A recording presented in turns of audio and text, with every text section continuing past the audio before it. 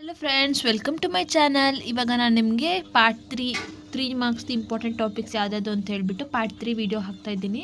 ಅದಕ್ಕಿಂತ ಮುಂಚೆ ಯಾರು ನನ್ನ ಚಾನಲ್ನ ಸಬ್ಸ್ಕ್ರೈಬ್ ಮಾಡದೆ ನೋಡ್ತಿದ್ದೀರೋ ಪ್ಲೀಸ್ ಕೆಳಗಡೆ ಕಾಣುವ ರೆಡ್ ಕಲರ್ ಸಬ್ಸ್ಕ್ರೈಬ್ ಬಟನ್ನ ಕ್ಲಿಕ್ ಮಾಡ್ಕೊಳ್ಳಿ ಫ್ರೆಂಡ್ಸ್. ಸೊ ಅದು ಯಾವುದು ಟಾಪಿಕ್ ಅಂತ ನೋಡೋಣ ಬನ್ನಿ. ಟ್ರೈಪಾಡ್ ಸ್ಟ್ಯಾಂಡ್, ಇದು ತುಂಬ ಇಂಪಾರ್ಟೆಂಟ್ ಕ್ವೆಶನ್. ಇದಕ್ಕೆ ನೀವು ಡಯಾಗ್ರಾಮ್ ಹಾಕಿದ್ರೂ ಯೂಸ್ ಆಗುತ್ತೆ. ನೋಡೋಣ ಬನ್ನಿ. ಆ laboratory tripod is a portable 3-legged platformer equipment which is usually made of lightweight metals such as stainless steel and aluminum so that it can be moved conveniently within the lab.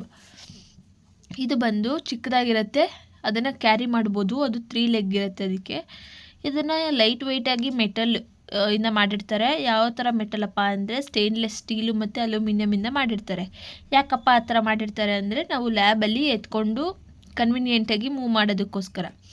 The main usage is to support or hold the flask and beakers during experiment.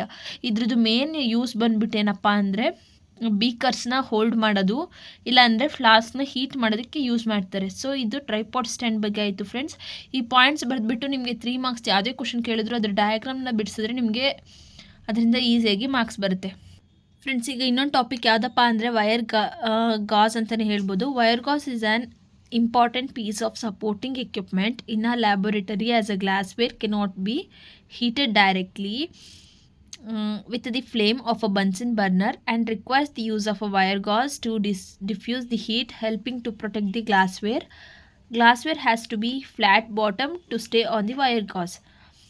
Friends, ಇದು wire Gauss ಏನು help ಮಾಡುತ್ತಪ್ಪ ಅಂದರೆ ಇದು ಬಂದು important piece, mesh ಥರನೇ ಇರುತ್ತೆ, ಚಿಕ್ಕದಾಗಿ ಇರುತ್ತೆ.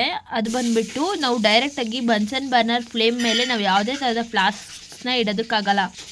ಇಟ್ಟರೆ ಬ್ರೇಕ್ ಆಗೋ ಚಾನ್ಸಸ್ ಇರುತ್ತೆ. ಸೊ ನಾವು ಅದನ್ನು ಬ್ರೇಕ್ ಆಗಬಾರ್ದು, ಅದರದ್ದು ಡಿಫ್ಯೂಷನ್ ಆಫ್ ಹೀಟ್ನ ಕಮ್ಮಿ ಮಾಡಬೇಕು ಅಂತ ಹೇಳಿಬಿಟ್ಟು ಕಮ್ಮಿ ಮಾಡೋದು ಮತ್ತು ಏನು ಆ ಗ್ಲಾಸ್ವೇರ್ನ ಪ್ರೊಟೆಕ್ಟ್ ಮಾಡೋದಕ್ಕೋಸ್ಕರ ಈ ಮೆಶ್ ಟೈಪ್ ಇರೋದನ್ನು ನಾವು ಅಲ್ಲಿ ಇಡ್ತೀವಿ. ಸೊ ಅದರಿಂದ ಏನಾಗುತ್ತೆ, ಅದು ಹೀಟ್ ಆಗಬೇಕಾದ್ರೂ ಕೂಡ ಅದು ಏನು ಸ್ವಲ್ಪ ತಡೆಯುತ್ತೆ.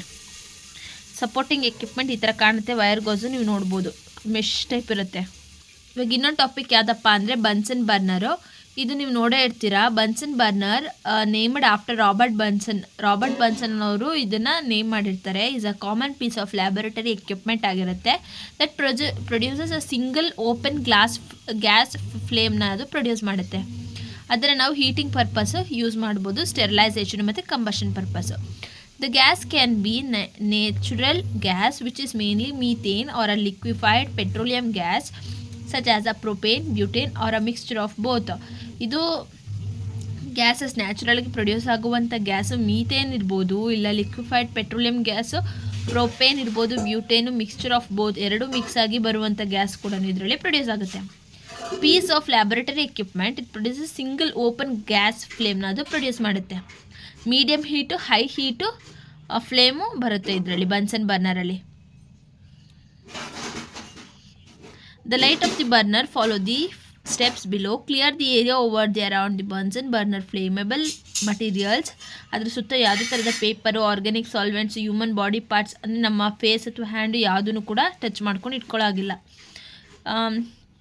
Connect the burner to the lab bench. Gas ವ್ಯಾಲ್ವ್ಗೆ ಕನೆಕ್ಟ್ ಮಾಡಬೇಕು using a rubber tubing.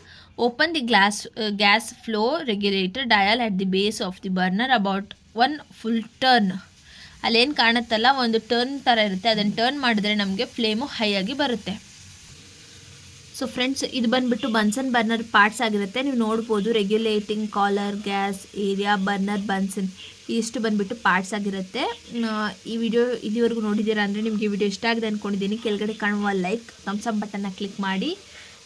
Next part ಬಂದು ಇನ್ನೂ ಡೆಪ್ತ್ ಆಗಿರುತ್ತೆ, ಅದು ಬೇರೆ ಟಾಪಿಕ್ ಆಗಿರುತ್ತೆ. So wait and watch. See you in next video friends.